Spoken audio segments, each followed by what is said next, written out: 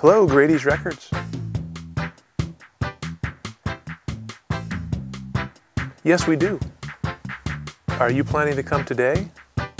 Yeah, give me a call and make sure. I'm the owner and the buyer, so I want to make sure that I'm here when you come down. Sure. Bye. Well, my name's Grady, and we're at Grady's Refuge in Ventura, California. The Refuge has been here for 6 years. Do people refer to it as Grady's or maybe the Fuge? A lot of people just call it Grady's, and only a select few people call it the Fuge. Now, I'm not sure, but I think this guy worked at an auto parts store because the record was put out by 3 brothers used auto parts. And it seems to be more of an advertisement for that than anything musical. That one has been chosen for a window display over and over by many of my employees, and I always yank it out because I will not allow it to be damaged by the sun. But on the other hand, it looks like they might be able to withstand the heat. Pretty much what I feel like at about 6. This is the heavy metal section down here, the used metal. Who's that? Whitesnake. Okay, yeah. I'm familiar with that. Love Hunter. I don't get this one that often. It's not on iTunes. Probably not. There's a ton of music that's not on iTunes.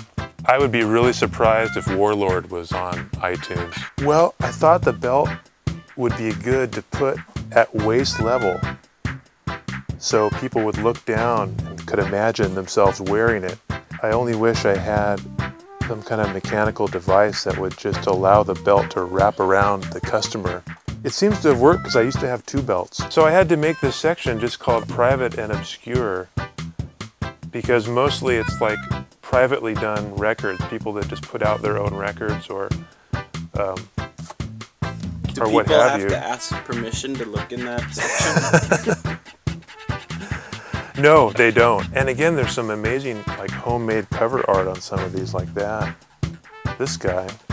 I've had people that solely shop in this one section right here. They don't even go to the rest of the store.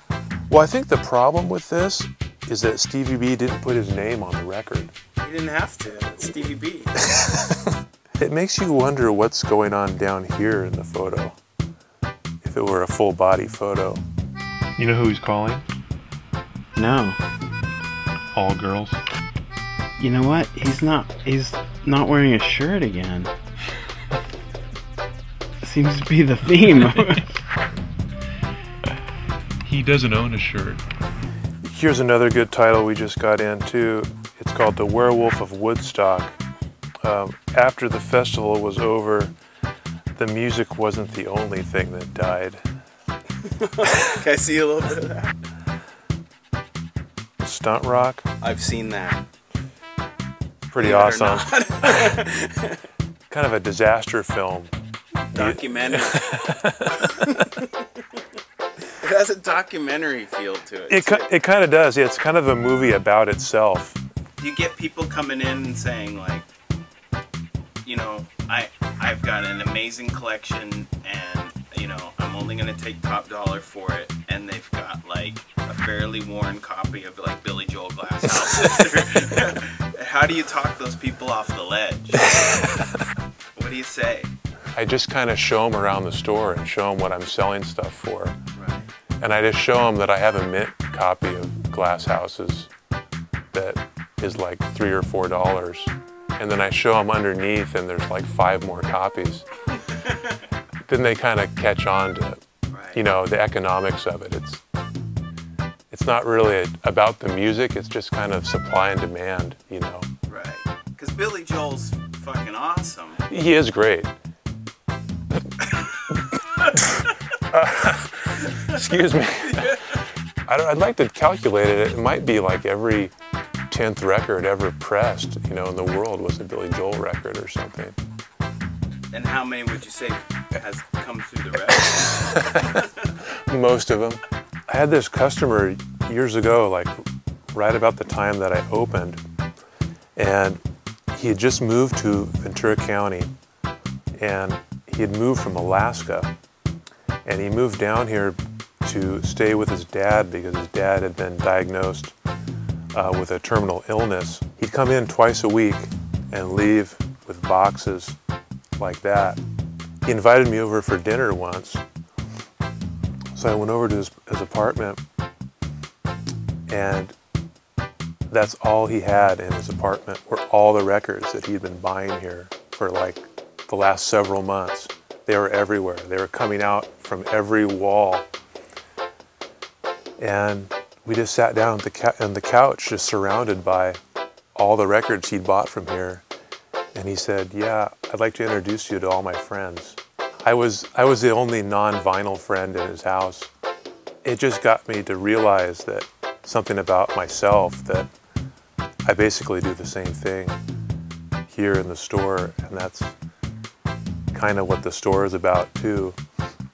For me, is just surrounding myself with my friends, you know, on some weird level, and just like feeling like you're coming to visit them and hang with them, and they're hanging with you, basically.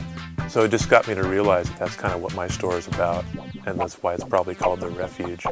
I just come in and look at like the same 40 album jackets every morning, and I unconsciously cultivate that. It's like, hey guys. Yeah, exactly. Like, hey, all right, I'm here. Sorry I'm late, you know?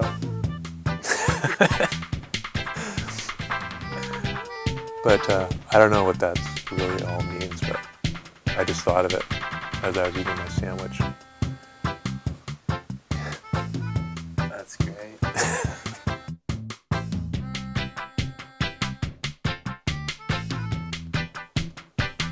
I don't know what it is. Is it the real Madonna? Yeah. It is? Can I play it? Yeah. Okay.